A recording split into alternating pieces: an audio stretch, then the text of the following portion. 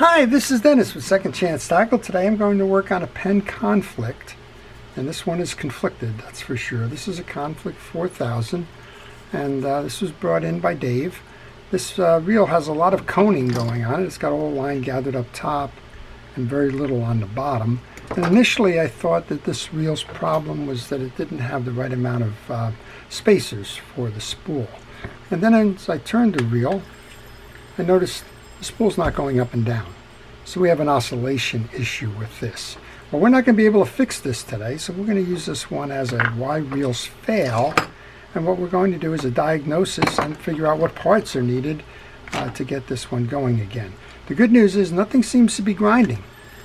It just seems like something's going on with that the oscillation thing being disconnected or something. But it's not disconnected. If it was disconnected, you would be able to pull up out on the spool. Well, I'm going to start by removing the exterior pieces so that we can get a view inside to find out just what's going on. To start with, I'll remove the spool. You do that by removing the drag adjuster knob. Then you can pull up and out. And while I'm doing that, I want to encourage you to subscribe to my channel. If you like the art of reel repair, if you like to see how reels are serviced, if you like to understand how to keep them fishing for years to come, well, this is a good channel for that. And subscribing only takes a moment. Just hit that subscribe button and the notification button, and you're on your way. All right, so this does not have a through. This has a screw handle, so all you need to do, I think, I want to check because it's very tight there. Sometimes they hide a little screw under here. And I'm noticing here as we look at that, there's something broken in here because there should not be that play there. There should be a bearing in there, and I'm not seeing the bearing. Let's see if we can get this off. Wow. Now I'm not quite sure what's going on with this reel, but let's continue. We'll put that into my parts tray. We're going to see if we can get this out or what we can get out of this with that handle still attached to the main gear. We might be able to pull that out of the side. We may not. I hate it when I see these relatively expensive reels with something that's obviously been broken somehow. All right. I'm going to take the 3 side plate screws off after we remove the bump guard. This will be holding the side plate in. The only question is whether I'm going to be able to get the oscillation off with that main gear there. That's a maybe, maybe not kind of a proposition, one of the old 50-50 propositions. This is missing a bearing. I have no idea how I'd ever lost a bearing, but probably wouldn't be the strangest thing I've seen. But it would go up there for sure. Well, if you have a question on this reel or any reel, if you want to leave that in the comments section, I will try to answer that question for you. All right, this is the third one. Let's see if I can get that out. When I take these screws out, I do like to leave them on the bench for a moment to make sure that they're all the same size. These are. You'll also notice when you take these screws out, there is a clear plastic washer that kind of helps as well. Well, this did fall out, and there's your answer right there. Holy cow, look at that. So somebody covered something up here. How's that? This is quite an example of what in the world is going on. We have a main gear that is sheared off and broken to the point where the drive that was on the back of this that will fuel that oscillation gear broke off, and we don't have a bearing. We don't have a side case bearing back here. Very unusual. Okay, well, I'm going to just check a little bit of the rest of this reel. I now know that I need to order a main gear, and I want to get underneath there and check the oscillation gear because it may be that I have to order one of those as well. I can pull that up. I want to check the crosswind block. Anytime you see that there's damage from a main gear, that means that there's fragments in the cases, and while you probably don't want to be involved there, These are relatively inexpensive. I'm not seeing any damage on that one, or pronounced damage on it. There may be damage, but this one really has me wondering.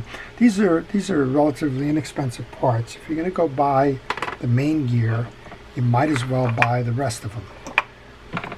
Next thing we want to check then is the pinion gear.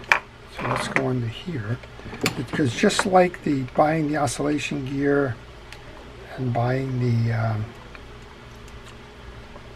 crosswind block and the like, because the main gear broke, you also would like to get the pinion gear if you see any scarring on that, because when those fragments fly, and something caused this to not be working, but when they fly, you never know where they're going, and you never know how they're going to get ground up. Well, this is loose, so let's just see if we can't take it off by hand. I got a couple of questions with this one I'm going to have to ask Dave about. It appears to me completely that somebody has been in this reel, and the reason for that is we're missing the bearing, we're missing the fragments. So I don't know how he got it, where he got it, or what the story is behind it. It's clearly something that this is not an accidental, just took the reel fishing and it broke kind of thing, because you'd find the pieces and parts underneath. In this case, well, we don't have that.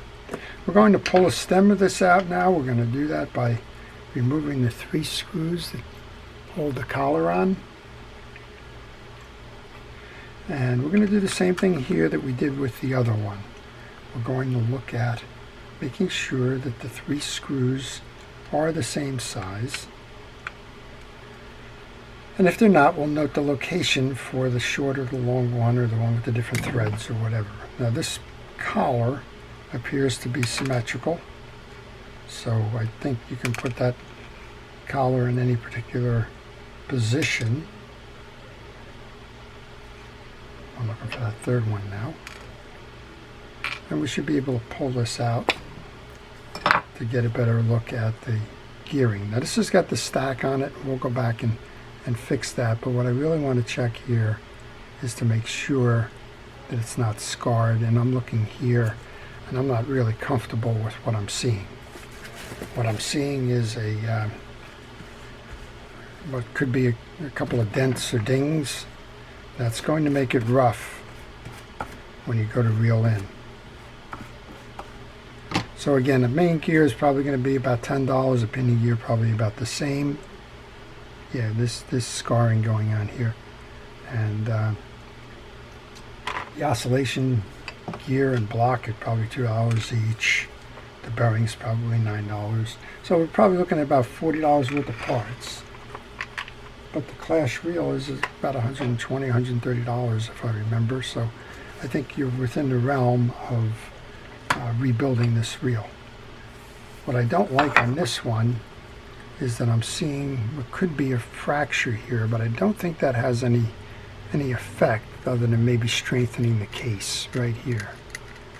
So that's the one piece. And then of course we still got to get the handle off. And I think what I'm going to do here is I'm just going to take that for a moment, take it off a camera, put it into a vise since I can't ruin it anymore, and see if I can break it off that way.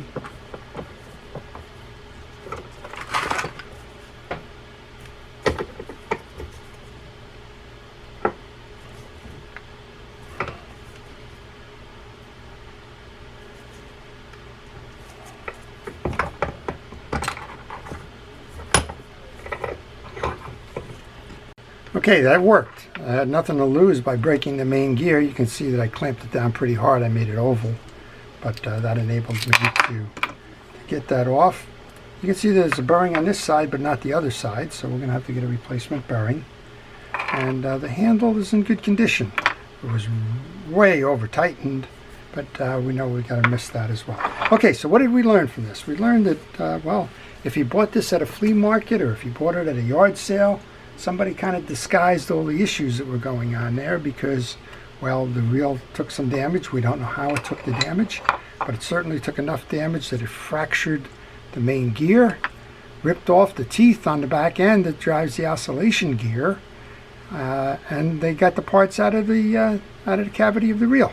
So it just looks like somebody just tried to cover up some things and sell it for what it is. And I'm going to have a conversation with Dave. I'm sure Dave wasn't fishing it and having it broken, again, because we didn't see the residual. We didn't see any broken pieces and parts along the way. In the meantime, this is going into a bag, so this will be our own reel in a bag project when the pieces and parts come in. And we'll do our best to get this one out there fishing again. So I hope you've enjoyed the little exploration inside of this, and kind of one that's got more questions left than when we began. How did this all happen, and what failed, and why did this reel stop working? So stay tuned. We'll probably do a reassembly of this called Reel in a Bag for the Penn Clash.